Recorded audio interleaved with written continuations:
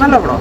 ഒരു എന്താ പറയുക, ഫുള്ളി എൻ്റർടൈൻമെൻറ്റ്, ഒരു ബോറടിയോ അങ്ങനെ നമ്മൾ പക്ക 2 മണിക്കൂർ ഇരുന്ന് നമ്മൾ ഫുള്ളി ഒരു ഫൈറ്റ് എല്ലാം കലർന്നിട്ടുള്ള ഒരു ഫ്രണ്ട്ഷിപ്പ് സ്റ്റോറിയാണ്.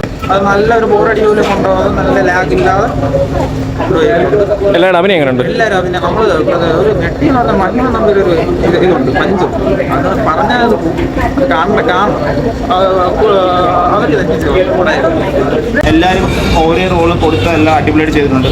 ഒരു ബെറ്റർ മൂവിയാണ്, എനിക്ക് ഇഷ്ടപ്പെട്ടു. ഫസ്റ്റ് തിയേറ്റർ വാച്ചാണോ? തിയേറ്റർ വാച്ചാണ്. നമുക്ക് തിയേറ്ററിൽ ആ മൂവ്മെന്റ്സ് ഒക്കെ എൻജോയ് ചെയ്യാൻ പറ്റുള്ളൂ. നമ്മളിപ്പോൾ അത് ഒരു OTT ഇറങ്ങി കഴിഞ്ഞാൽ നമുക്ക് ആ ഫീൽ കിട്ടുന്നതെന്ന് എനിക്കറിയില്ല.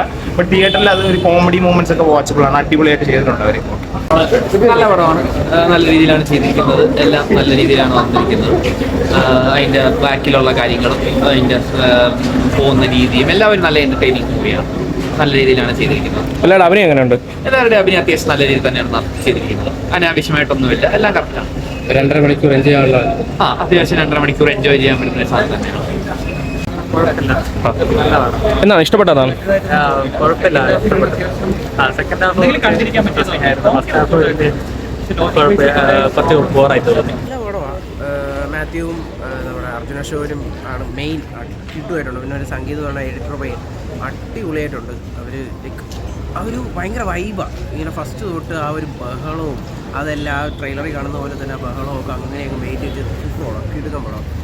ഒരു തരത്തിൽ ലാഗും ഇല്ല. എന്നുവെച്ചാൽ പ്ലോട്ട് വൈസ് ഭയങ്കര സിമ്പിളാണ്, പക്ഷേ അത് എടുത്തിരിക്കുന്ന രീതിയും കാര്യങ്ങളും അടിപൊളിയായിട്ടുണ്ട്.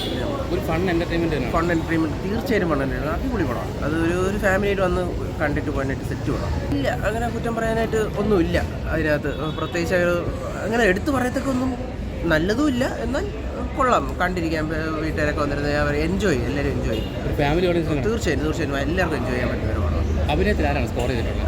എനിക്ക് അർജുന അശോകനാണ് വലിയതാണ്. ആ പുള്ളി സെക്കൻഡ് ഹാഫിനകത്ത് ഒരു പ്രത്യേകതയാണ്, ഭയങ്കര വല്ലാത്ത പ്രത്യേകത. അത് പടം കണ്ടു തന്നെ അറിഞ്ഞാൽ ശരിക്കും ഒരു 10 മാർക്ക് കൊടുക്കണം. ഒരു 8.5 കൊടുക്കാം. 10 എന്തായാലും 8.5 കൊടുക്കാം, തീർച്ചയായിട്ടും കൊടുക്കാം. ഈ ഒരു ക്ലാഷിൽ വിന്നർ ആവാൻ ചാൻസ് ഉണ്ട്. അത് അടുത്തത് ഇനി പൈങ്കിളിയും അതിൻ്റെ അടുത്തത് ദാവീദും കണ്ടിട്ട് പറയാതെ പറ്റുള്ളൂ. ശരിക്കും എന്തായാലും ഒരു പ്രേക്ഷകനെ തൃപ്തിയോടെ ഇറങ്ങാൻ പറ്റും. തീർച്ചയായിട്ടും ഇറങ്ങാൻ പറ്റും, അതിലൊരു സംശയം വേണ്ട. നല്ലൊരു തൃപ്തിയായിട്ട് തന്നെ ഇറങ്ങാൻ പറ്റുന്ന ഒരു പടം.